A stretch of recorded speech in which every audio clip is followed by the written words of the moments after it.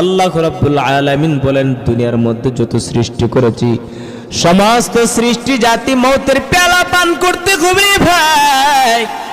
এই মৌতের পেয়ালা পান থেকে দুনিয়ার কোন সৃষ্টি বাদ পড়বে না, ছাড়া পাইবে না। এই জন্য আল্লাহ রাব্বুল আলামিন বলে, কুল্লু নাফসিন যায়িকাতুল মাউত।